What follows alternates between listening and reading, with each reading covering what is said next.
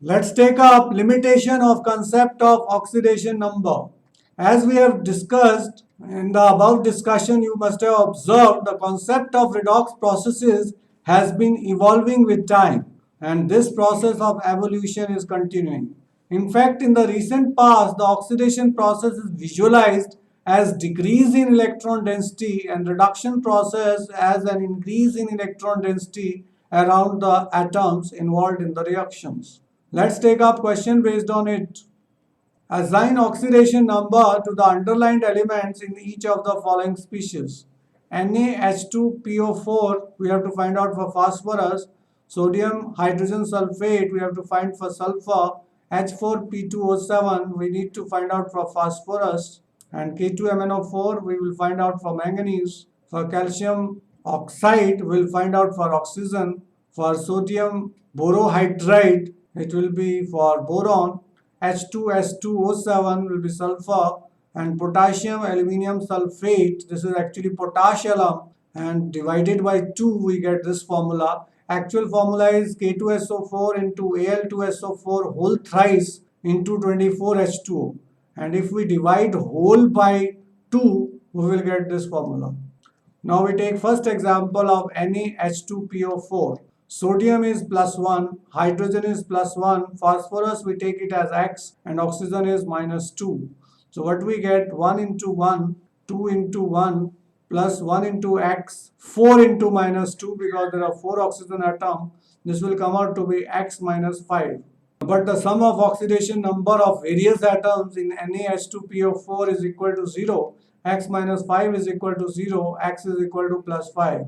Thus, the oxidation number of phosphorus in sodium dihydrogen phosphate is +5. For sodium hydrogen sulfate, sodium is +1, hydrogen is +1. For sulfur, we take it as X. Oxygen is -2.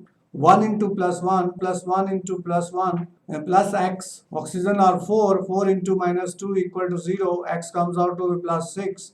So, oxidation number of sulfur in sodium bisulfate is +6. For H4P2O7, we have to find out X. Hydrogen is +1, oxygen is -2. So there are 4 hydrogens, so 4 into +1, 2 phosphorus, 2 into X, 7 oxygen, 7 into -2 equal to 0. X will come out to be +5.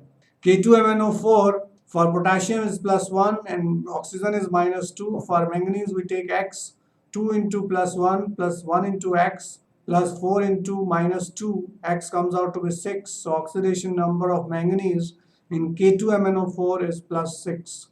Let the oxidation number of calcium be X. Since oxygen in peroxide has oxidation of -1, thus X plus 2 minus 1 is equal to 0 and X is equal to +2.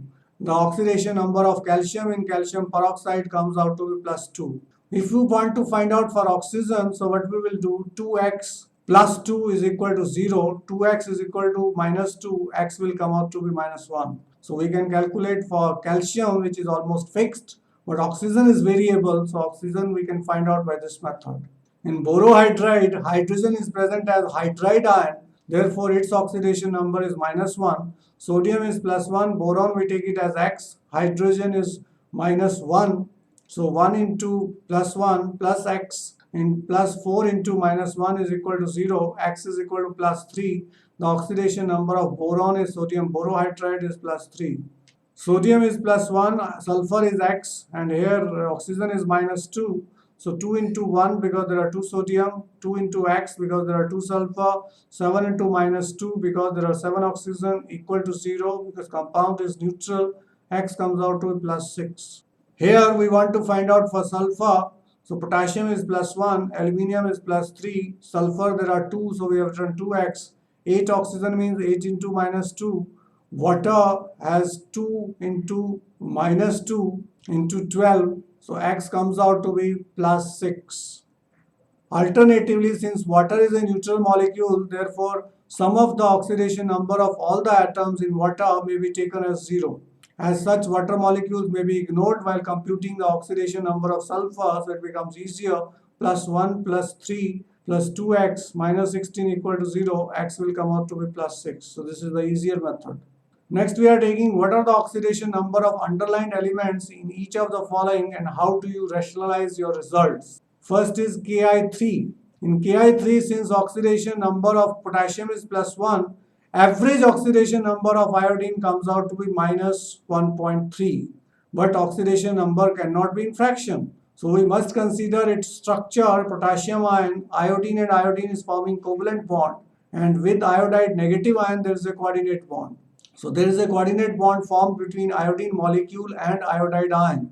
That is, iodide ion is donating a pair of electron for sharing with the iodine atom of iodine molecule.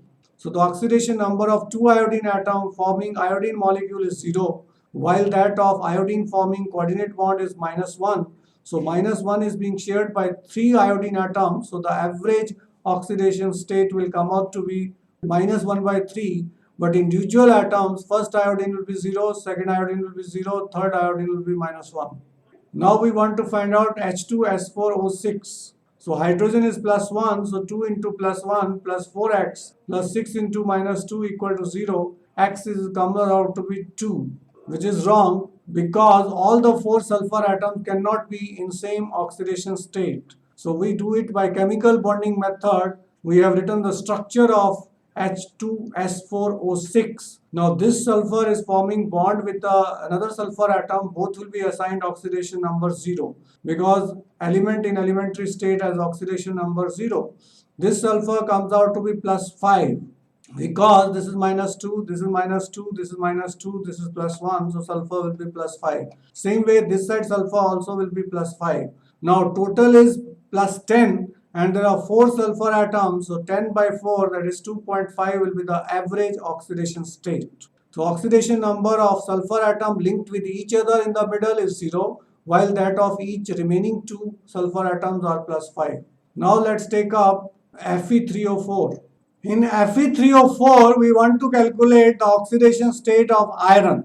Now when we calculate 3x, if we take x, 3x, plus 4 into minus 8 equal to 0, x will come out to be 8 by 3. So iron is, by stoichiometry now, the oxidation state is coming to be 8 by 3, which is actually average oxidation state because there are 3 iron atoms. The exact structure of this compound is, it is mixture of FeO and Fe2O3. One of the Fe has got oxidation state plus 2 and 2 iron atoms have got plus 3. So it becomes plus 3 into 2, that is 6, plus 2, 8.